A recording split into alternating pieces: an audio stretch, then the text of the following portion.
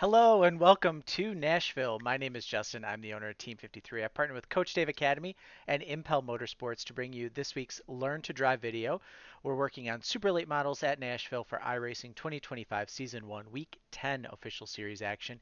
If you guys can, please go give this video a like, give it a follow, leave a comment. It does a ton to help get our message out across YouTube, help out other iRacers just like you who might be looking to get a little bit of help on any given week. So if you can as well, or if you're interested, we've got our Team 53 fans only sponsorship program. $10 gets your name on my car. Pretty cool little program. You can find out more at team53racing.com.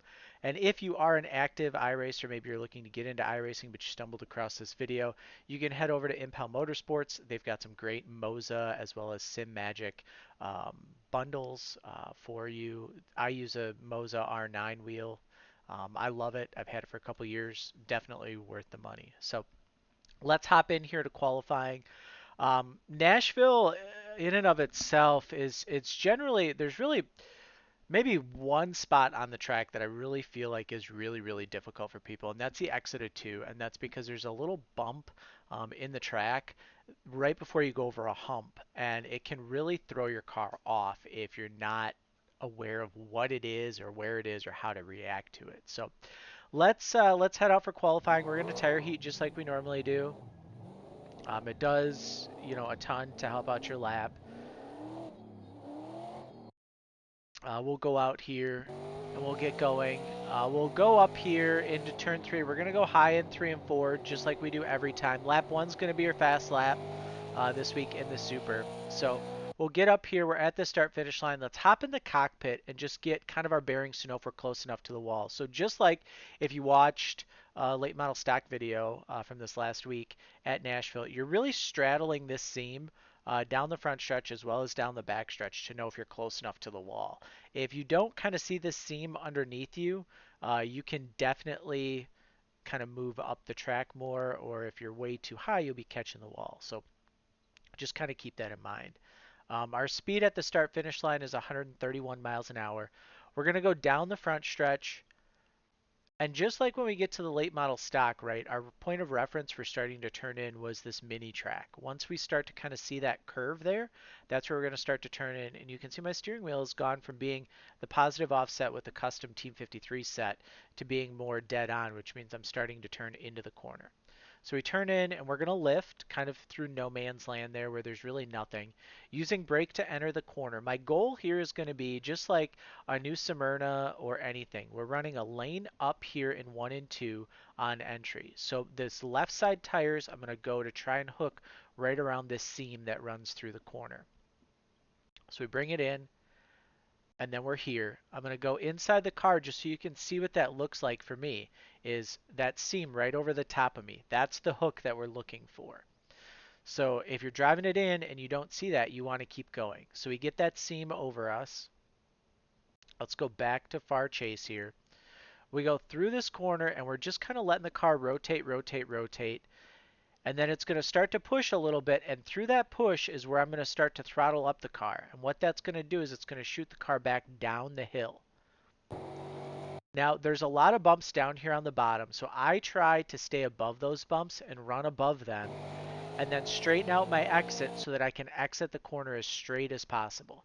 And you can see my steering wheel as I throttle up, right? It straightens out, I'm adding more throttle to it, and then I'm just up over it. If you try going over this series of bumps right here and then this hump with a lot of wheel in the car, you're just going to spin out. So if you keep spinning out on your lap, that's kind of the number one thing I would go back and look at.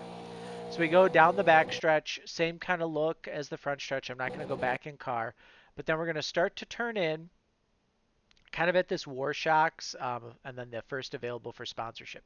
You'll turn in, and then just like 1 and 2, we're going to bring it in, and we're going to put this car right over this seam, so you'll get to see it here inside the car. You can see the seam is way over. I'm just kind of in the middle, and then usually what will happen is we'll push up a little bit in center, just like 1 and 2, and then we'll get to drive the car back down the hill. So let's go back here into the far chase. We'll roll it there. You see a little bit of a push up where a bump was, and then once we get through that bump, I throttle up and I use that bump to send the car back down the hill for a nice straight drive off with full throttle. So again, it's finding that bump, right? You saw that bump there when we were going really in reverse speed. But you grab that bump, you'll see the car kind of come down, it comes back up, and just as it's coming back up out of that bump and it's trying to lift up, what I'm doing is I'm giving it throttle, which is then going to push the car back down and keep your ride heights and your aero heights where you need them to where it'll drive right off that corner.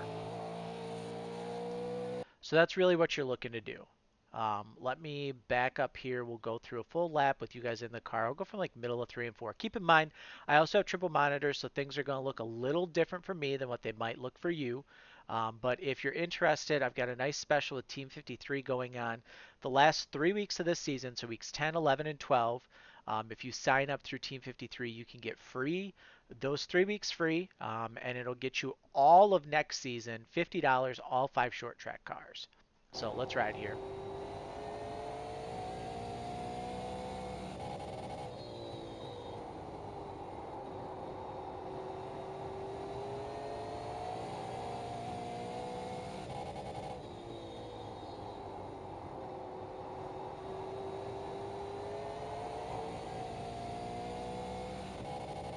So there you go. You can see, I mean, there's a lot of jumping around. But yeah, $50 full season, Team 53 setups. You get all, I mean, you'll still have access to all these videos as long as we keep producing them. But it also gets you access to my telemetry data, which you can then use to compare. It gets you access to lap videos where you can download the iRacing replays, sit in the car, have your FOV exactly correct with what you have, and see where you're at on it, as well as having me as a pocket crew chief slash driver coach for you for the season to really kind of get you where you need to be. Race trim here at Nashville is going to look very similar to Q trim. The biggest thing with these is you just have to be a little more ginger on throttle the first couple laps, and getting back to it until you get heat in the tires, and then it's really good. A big tool in the late model stocks for here is brake bias. So if you guys don't, go into your controls and set a brake bias button. This is really, really key for a lot of the things that we do when you go through these runs, and especially in the super late model where you're actively using brake. If you're not using this tool, you can really work on the balance of the car and keeping it stable. So a smaller percentage of brake bias is going to free up the car.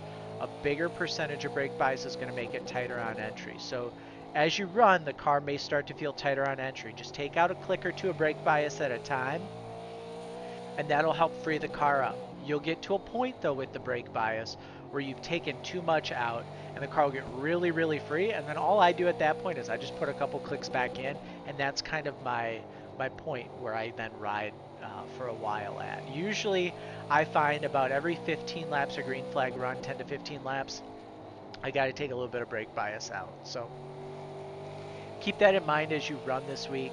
Like I said, it's Nashville. The biggest thing for passing is going to be entry here to 1 and entry to 3. If you pass entry to 1, you got to make sure that this guy in the second lane is going to give you this bottom lane. So if he wants to try and take this lane, you've got to be prepared to run down here on the bottom. You will see some of the better drivers will try and pass to the outside, but then again, they're running the risk that this bottom guy just doesn't take the bottom and runs kind of the normal bottom here. I will say turns 3 and 4 is pretty bottom dominant, but you can defend with the top. These races now, though, are so short, 50 laps, and I don't think you get enough cars on track to really get heat in the track to where the top lane is really going to come in. So qualifying will be super, super important, and it's something you guys are going to want to work a ton on throughout the week. So you can see, too, as the tires come in, you can kind of run over that hump. You just have to watch what you're doing down the backstretch so you don't hit the wall like I did. But um, if you guys do decide to run, let us know how you did. Come back, leave a comment, tell us. You can find me, team53racing.com. Head over there, sign up for a Team 53 sponsorship. You can also pick up a setup pack for the season there as well. Facebook, Team 53 WI. Best way, if you're looking to really support us, give that a like, give that a follow, and then find us in Discord. I'm active in Discord, so if there's something you just need help with, feel free to head over to our Discord page, and I'm happy to talk to you about that. But other than that, best of luck, and we will see you guys next week. Have a good week.